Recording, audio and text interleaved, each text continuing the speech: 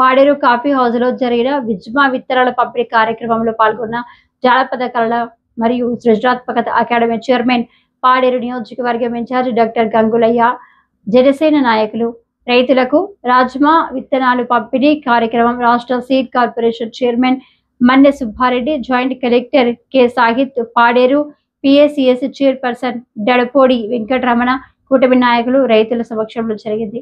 పంపిణీ కార్యక్రమంలో జానపద కళల సృజనాత్మకత అకాడమీ చైర్మన్ డాక్టర్ గంగులయ్య మాట్లాడుతూ, గిరిజన రైతులు ఈ సీజన్ లో సాగు చేసే రాజ్మా చిక్కుళ్ళు విత్తనాలను వినియోగించుకోవాలని, సాగు చేసే ప్రతి రైతుకి విత్తనాలు రేపటి నుంచి సచివాలయంలో గల వ్యవసాయ అధికారుల ద్వారా గ్రామాలకు అందుతాయని తెలిపారు.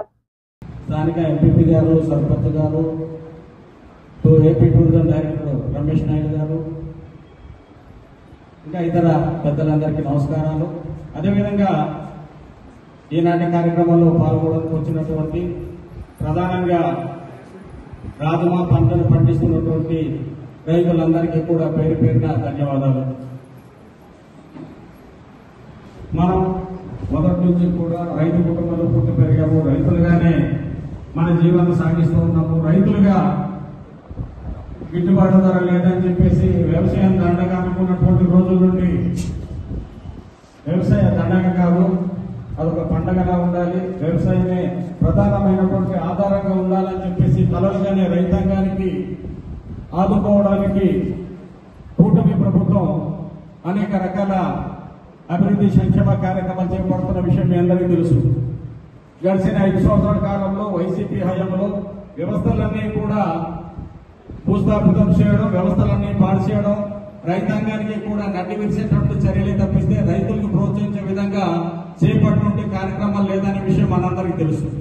దాంట్లో ప్రధానంగా మన గిరిజన ప్రాంతానికి సంబంధించినంత వరకు గిరిజన రైతులు అనేక రకాల ఆదర్శవంతమైనటువంటిది ఆర్గానిక్, అంటే ఏ రకమైనటువంటి ఎరువులు లాంటిది లేకుండా ఆరోగ్యకరమైనటువంటి పంటలు పండించే రైతులంతా ప్రధానంగా మన అల్లూరు జిల్లాలో ఉన్న విషయం మీకు నేను ప్రత్యేకంగా చెప్పక్కర్లేదు. రాజ్మా విషయంలో కూడా ఇదెంతో ఆరోగ్యకరమైనటువంటి పంట. రాజ్మా విషయంలో ఉన్నటువంటి డిమాండ్ ఈరోజు మనం అర్థం చేసుకోగలగాలి. రాజ్మాలు ఎరుపు కావచ్చు, తెలుపు కావచ్చు, వాటికి గిట్టుబాటు ధర కల్పించడానికి ప్రభుత్వ పరంగా కూడా ఆలోచన చేస్తా ఉన్నాం.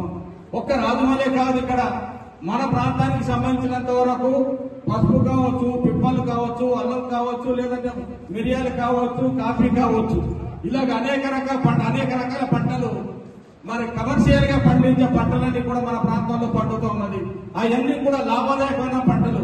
లాభదాయకమైన పంటలు పండించినా కూడా రైతులు నష్టపోయే పరిస్థితుల్లో ఉండేటటువంటి రోజుల్లో మన రైతాంగాన్ని ఆదుకొని రైతుల యొక్క ఆర్థిక స్థితి మెరుగుపడ్డప్పుడు మాత్రమే, రైతు సుఖం ఉన్నప్పుడు మాత్రమే మన రాష్ట్రం సుభిక్షంగా ఉంటుందనే ఆలోచనతో దాంట్లో భాగంగా మన అల్లూరు జిల్లాలో ఏదైతే రైతులు నష్టపోతున్న విధానాలు ఉన్నదో వాటి మీద ఉదాహరణకు మన పసుపు పంట తీసుకుందాం. ఈ పసుపు పంటకు మరి గత సంవత్సరం వరకు చాలా తక్కువ రేటు వచ్చే పరిస్థితి ఉండేది.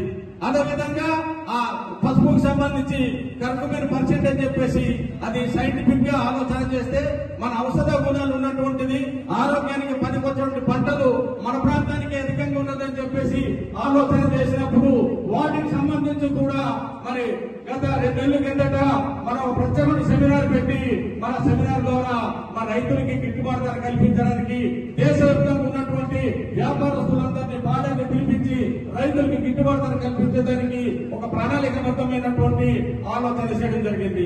అదేవిధంగా కాపుల విషయంలో జరిగింది.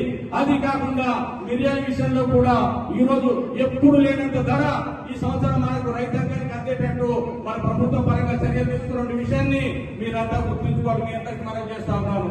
కాబట్టి రైతు సంక్షేమ సుఖంగా ఉన్నప్పుడు మాత్రమే అందరూ సుఖంగా ఉండగలుగుతాము.